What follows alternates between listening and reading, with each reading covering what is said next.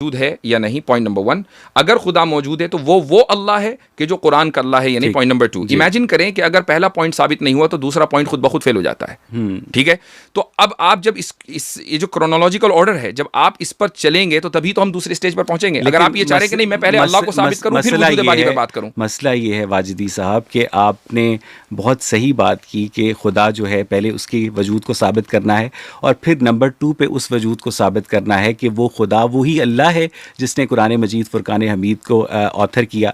लेकिन ये दो सवाल इसलिए अलग नहीं किए जा सकते क्योंकि अभी आपने ख़ुद तस्लीम किया कि मेरे नज़दीक कायनात का खालिक वही अल्लाह है जो कुरान का मुसन्निफ है। देखिए, कुरान का नुज़ूल जो है वो तो 1400 साल पहले है ना, तो अल्लाह ताला का वजूद तो 1400 साल पहले भी था। तो अगर ये डिबेट आज से 1400 साल पहले हो रही होती तो आप मुझसे कुरान के बारे में सवाल करते? क्योंकि मैं उसकी आइडेंटिटी के लिए फिर आपसे ये पूछता, अगर ये डिबेट 1400 साल पहले हो रही होती कि आपके नज़दीक कायनात का खालिक वही अल्लाह ताला है जिसने हज़रत इब्राहिम को अपने बेटे की, आपने बहुत अच्छा सवाल किया कि आप आइडेंटिटी के लिए कोई रेफरेंस देते हैं, अपने बेटे की गर्दन पे छुरी चलाने का हुक्म दिया। राइट, मैं आपसे एक सवाल करता हूँ। वो सवाल ये है कि आप मसलन थोड़ी देर के लिए हाइपोथेटिकली स्पीकिंग आप ये कहते हैं कि इंसान का कोई वजूद नहीं है, ठीक है, इंसान का हाइपोथेटिकली स्पीकिंग, और फिर आप मुझसे, और मैं कहूं कि नहीं इंसान का वजूद है, और आप मुझसे सवाल करें कि काला इंसान कैसा होता है या गोरा इंसान कैसा होता है, तो मैं आपसे ये नहीं कहूंगा कि काला ऐसा होता है और गोरा ऐसा होता है। मैं आपसे कहूंगा कि पहले हम इंसान के वजूद पे बात करेंगे, उसकी आइडेंटिटी बाद में आएगी। तो हम खुदा के वजूद पर पहले बात करेंगे, उसकी आइडेंटिटी को, उसने इब्राहिम को क्या हुक्म दिया था और मोहम्मद सल्लल्लाहु अलैहि वसल्लम को क्या हुक्म दिया था, ये मसला बात का है। क्या आप खुदा के वजूद को उसकी आइडेंटिटी से अलग करके देख सकते हैं? खुदा की आइडेंटिटी उसकी सिफात हैं, और पहले ज़ात साबित होती है, उसके बाद सिफात साबित होती हैं। आपने वो सिफात जो हैं तमाम तर खुद एट्रीब्यूट की है ना। अगर एक आदमी वजूद ज़ात का ही मुनकिर हो तो सिफात के ऊपर तो कभी उससे डिबेट हो ही नहीं सकती ना। ठीक है, मैं पहले तो ज़ात के ऊपर बात करनी पड़ेगी। मैं इत्तफाक करता हूं, यानी अगर मैं एग्जिस्ट नहीं करता तो मेरी ब्रेवरी या मेरी जो एग्जिस्टेंस है जी, उसका जो दावा है वो रिलीजन ने किया है। तो रिलीजन का जो बारिश सबूत है, एग्जैक्टली, ठीक है, अगर मैं ये दावा करूं कि इस वक्त मेरी जैकेट के अंदर टक बिस्किट है तो आप मुझे कहेंगे कि भाई साबित करो, तो मैं ये निकालूंगा, आपको टक बिस्किट दिखा दूंगा। इसी तरह ये रिलीजन ने दावा किया है कि भाई खुदा एग्जिस्ट करता है, तो इसका बारिश सबूत भी आपके ऊपर है कि आप साबित करें कि खुदा एग्जिस्ट करता है। एग्जैक्टली, यही मैं इसीलिए मैं आपसे पूछना चाह रहा था कि मैं साबित जब ही करूंगा, चूंकि मुझे मेरे पास दलाइल हैं, ऑब्वियसली मैं इसीलिए बैठा हूं आपके साथ। मान लीजिए मैं 10 दलीलें दे दूं आपको और आप ये कहेंगे मैं तो इनमें से किसी दलील को नहीं मानता, so therefore we need to come on a common ground कि आप ये बताएं कि आप सच्चाई तक पहुंचते कैसे, नहीं कौन सी चीज आपके नजदीक दलील है, वो किस तरह की दलील होनी चाहिए ताकि मैं आपको दलील दूं। वैसे आपको खुदा की मौजूदगी साबित करने के लिए दलील की जरूरत? आपको जरूरत है, मुझे नहीं।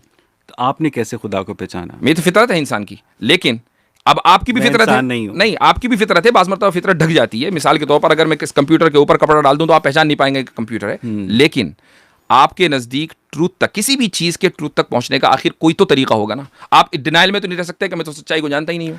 देखिए, हमारे पास जितने भी आर्गुमेंट्स हमें पेश किए गए हैं एक क्रिएटर की मौजूदगी के, तो वो हमें बहुत बचकाना मालूम होता है। ठीक है, लेट्स डिस्कस दोज आर्ग्यूमेंट्स कि वो जो बचकाना है, लेकिन मैं आपको वो बचकाना आर्ग्यूमेंट दूं कब? चले मैं आपसे, मुझे ये तो बताइए कि सच्चाई का दारोमदार किस चीज पर है? मैं आपसे समझने के लिए कोशिश करता हूं कि आपको कैसे लगता है कि इस कायनात का कोई खुदा है।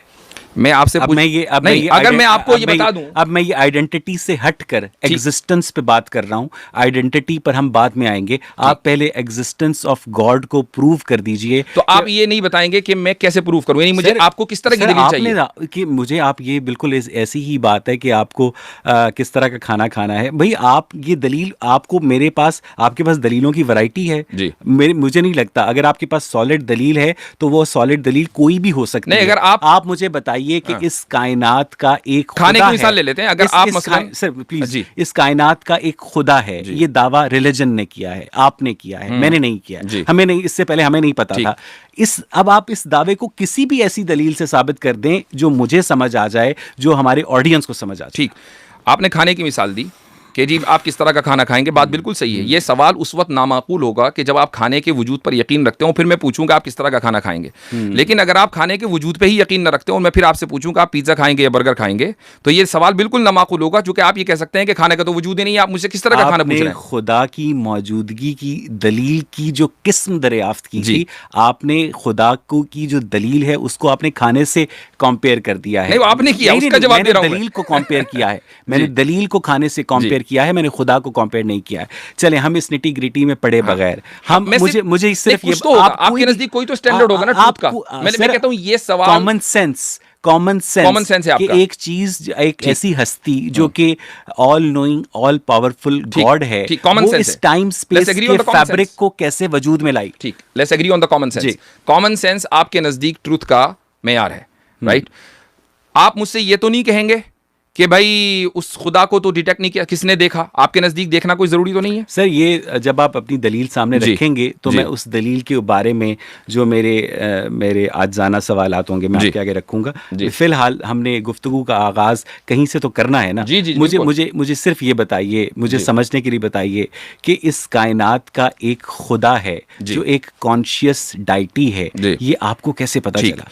अब हम आ जाते हैं, आपने जो अभी थोड़ी देर पहले बात की बर्डन टू प्रूफ, जी। ठीक है, हम बर्डन टू प्रूफ पे ही बात करते हैं। पहले आप जो मुल्हिदीन का एक जो कॉमन तरीका होता है वो ये कि नहीं जी, ये तो मोमिनीन का काम है कि वो खुदा के वजूद को साबित करें, हमने तो दावा किया ही नहीं। जी बिल्कुल।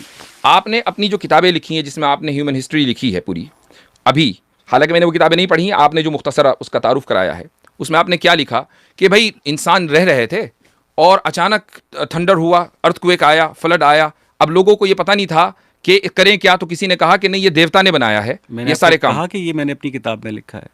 आपने कहा ना कि ह्यूमन हिस्ट्री। नहीं, मैं ये जो है जी।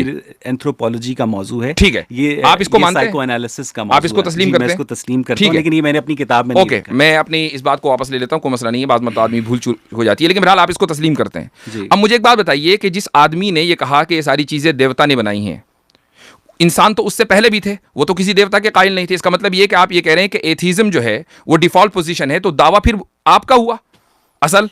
एथीज्म जो है जी। डिफॉल्ट पोजीशन है। जी, आप ठीक ये है? कह रहे हैं। आपने एक नई चीज मुतारिफ करवाई।